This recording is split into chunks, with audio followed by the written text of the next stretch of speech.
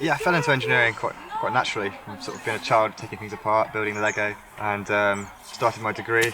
Did a couple of years placements just to get some real practical experience. Through that, I learnt I had a lot of problem-solving skills that I was sort of quick to solve them and sort of just apply them. So ProDrive offered me a job before I finished my degree. I was placed in the Aston Martin Racing division, so it's quite a cool job for you, sort of first day out of uni. From there, I was sort of sent around the world on trackside, and back at base, I'd be development and designer for new engines or development for current engines. Loads of exposure to different engineering products, really. It's cool. From there, I sort of decided to just sort of jack it all in, really, and sort of I had this dream of designing a bike one day. I built cars, I designed my own cars, and just the bike was the next thing to do, really. So I thought, well, I'll get some real life experience of what goes wrong with bikes, and decided to do some guiding. You know, that's where you'll see the problems. That's where I met Ben, really, in our sort of guiding days about 7 years ago. So I've worked as a mountain bike guide now for about 10 years, both in the Alps and in the UK. I've ran my own company for about 6 years. I've worked with Chris that entire time. Clicked, really, I guess, and Love at first sight. yeah. Yeah, we kind of both, yeah.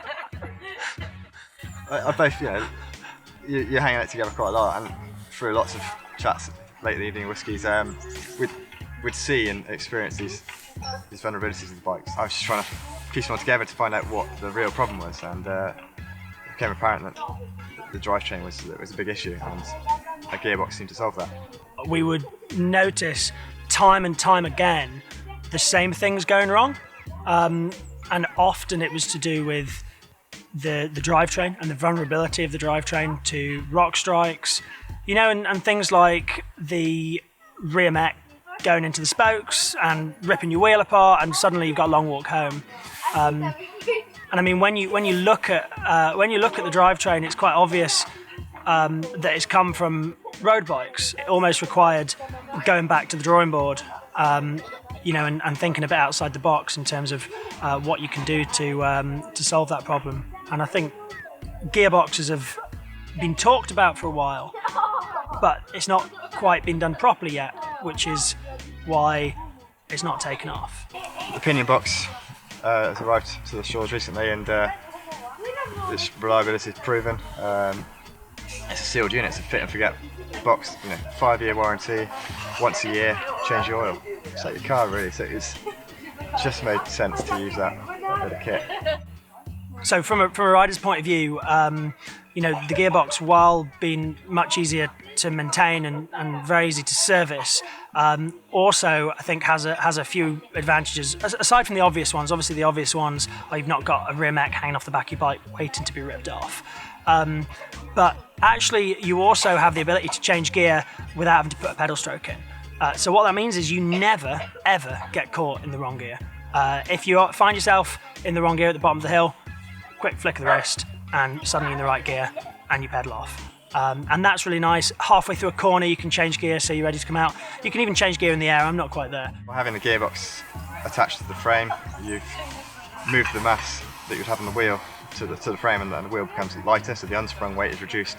And as a result, the response to that wheel is faster, so you're tracking the ground better, which is better traction, so it's win-win, really. All that weight being underneath your feet really feels great through the corners. You can really feel the bike respond to the kind of smallest changes in grip and texture of the trail, which is really nice. And the back wheel feels so light that you can really just put it exactly where you want. What the gearbox has allowed us to do is design a suspension system not constrained by current drivetrain designs. We utilise a high pivot point, allows the wheels to move in a rearward direction, away from the impact. So yeah, what that means in the real world is that the suspension design eliminates the jarring that you'll sometimes experience on a more traditional suspension platform, allows you to hold your speed over rough stuff. Kind of has a bottomless feel. It's very plush, and you definitely feel that when you're out on the bike on the trail. So one of the things I notice when I ride the Deviate is just how sensitive the rear suspension platform is to even kind of small impacts. That small bump sensitivity. When you look down at the shock on the Deviate, it's constantly working. It's constantly absorbing those impacts for you, which really allows you to focus on riding the bike and focus on the next corner instead of focus on hanging on through the rock garden. So with the high pivot points, we put an idler in place to really tune the anti-squat and the pedal kickback. So basically we negate any kickback at all, and we tune the anti-squat to really optimise the traction that you need for climbing. So pedal kickback is something that we've just had to learn to accept with the traditional suspension design. It's effectively the rotational movement of the pedals backwards as the suspension impacts. And what you find, and you only really notice this when it's eliminated, but what you find is your legs are constantly absorbing, on a rough descent anyway, your legs are constantly absorbing this kind of rotational pedal impact.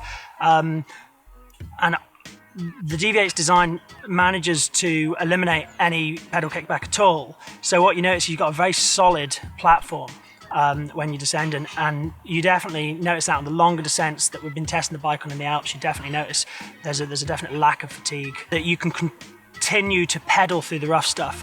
You don't get a kind of jarring motion. You're not kind of fighting the suspension action as you're pedaling through the rough stuff. You can just continue pedaling through, and the bike takes care of the impacts behind you, just allowing you to concentrate on picking your line. So yeah, one of the things we were very keen to do from the start is design the bike for the UK, not California.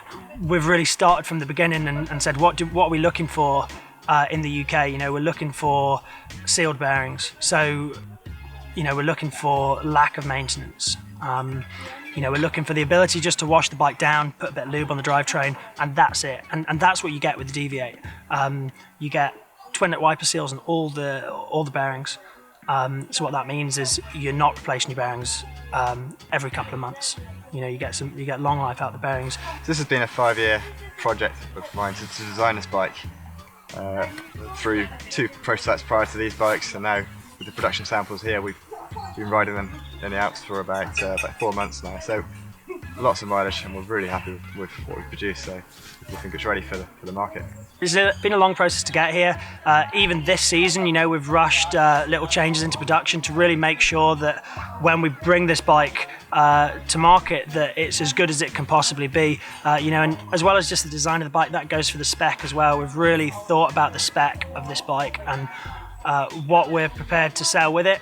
And as guides as well, we've seen what works and we've seen what doesn't work, and what we're going to sell the bike with really reflects that experience. And I think people will find that as they ride it. They'll find that it's reliable, and they'll find that it keeps on going.